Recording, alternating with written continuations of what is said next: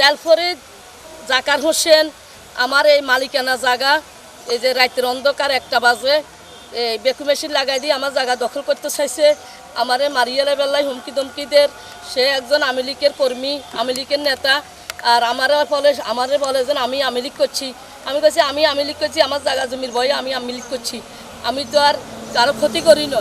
সে এইভাবে মনে করেন আমার জায়গা রাতের অন্ধকারে সে কুন্দি মারি দি বেকু মেশিন দিয়ে কুন্দি সে আমার জায়গাগুলো লই যার আমার মাইদর করি পেলাই। ধোয়াইতে আমরা 5টা মহিলা আছি, 5টা মহিলারে কিরিশ লইলে ধোয়াইছে। এলাকার কোনো লোক বাইরও নয়, আশপাশে এই যে হুজুরেরা আছে সবাই জানে, এখানে হাজার হাজার ফুলাহাইন আছে, মাদ্রাসার সবাই দেখছে, সবাই জানে। রাতের 1টা তো শুরু করছে বেকু মেশিন দিয়ে কাটা। আমি 3 লাইনে হাসবাস সবার ফোন করছি, আমি থানায় ফোন করছি, আমি সাংবাদিকের ধরে সবারই ফোন করছি, কেউ আমার জায়গা বন্ধ করে নয়। সে মারি কাড়ি শেষ করি চলে গেছে। আজ যা বলে যে ঘর দিব, ঘরের কাছে আইলে আমার মারিয়া লাগবে, আমার জানে মারিয়া লাগবে। আপনার কাছে আমি সরকারিভাবে একটা সাহায্য চাই। তখন আমি 11টা বাজে আসলাম, বলবো স্যার এখানে আসি একদম বলছি। এরপরে তো আপনার কোথায় এখানে যখন মাটি কাটা চলতেছে, আরও অনেকটা মহিলা আছে, পুরুষ আছে, এরাও আছে।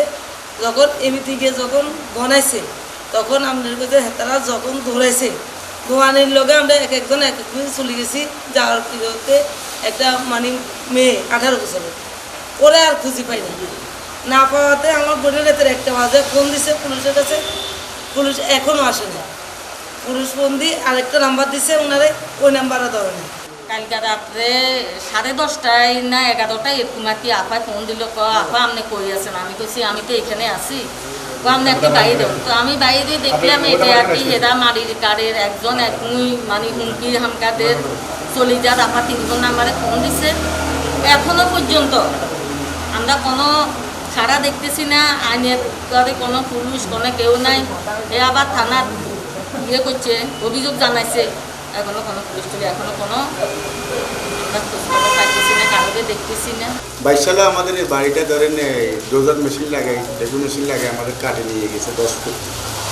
আমরা তারপর আমরা কাগজপত্র দিচ্ছি যে আমরা যেটা আমরা বাউন্ডারি করছি, আরও 3 ফুট রয়ে গেছি, সেটা নেমো হয়েছে। এখন এই জায়গাটা নিয়ে অন্তত এদের সাথে আলিদ মাসের সাথে ঝামেলা ছিল যে 30 বছর।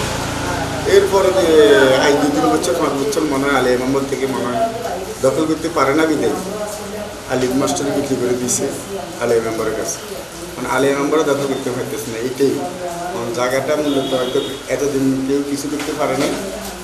গতকাল রাত্রে 12টার দিকে দেখলাম রাত্রে 4টা পর্যন্ত, 12টা থেকে 4টা পর্যন্ত এখানে লোকজন হাঁটি করা করছে। আসলে কালকে রাতের প্রায় 11:30টার দিকে আমাদের কাছে কল আসে যে আমাদের জায়গাতে ওরা বেকু মেশিন দিয়ে মাটি কাটতেছে। তো এটা শোনার পরে আমার আম্মু, আমার খালা সহ 4-5 জন আসছে। আমরা পুরুষে আসছি, আমরা গণাইতে পারি না এখানে। মানে এরা প্রায় 300 থেকে 350 লোক এখানে আসছে, জলদস্যু আর কি। লাঠি ছোটা নিয়ে কারোর কাছে আপনার রান্দা, কারোর কাছে লাঠি, এই মিলে এরা রাস্তায় দাঁড়িয়ে রয়েছে। আমরা আর এখানে আসতে পারি না। হঠাৎ করে আমার আম্মু এখানে আসতে চাইছিল, আমার আম্মু গণাইতে পারে না। এটার ভিতরে আমার একটা খালা নিখোঁজ হয়ে গেছে, কালকে রাত থেকে ওনারা পাইতেছি না। আমাদের একটা প্রশ্ন হলো, সেটা হলো যে ওনাদের যদি জায়গা হয় তাহলে রাতের অন্ধকারে কেন কাজ করতেছে? আমরা প্রশাসনের কাছে অনেকবার রিকোয়েস্ট করছি, থানাতে কল দেওয়া হয়েছে, আমরা কোনো সাড়া পাই নাই। 399-এ কল দিছি, এটা তো আমরা কোনো সাড়া পাই নাই। 4-5 বার কল দেওয়া হয়েছে, কোনো প্রশাসনের লোকজন আসে নাই।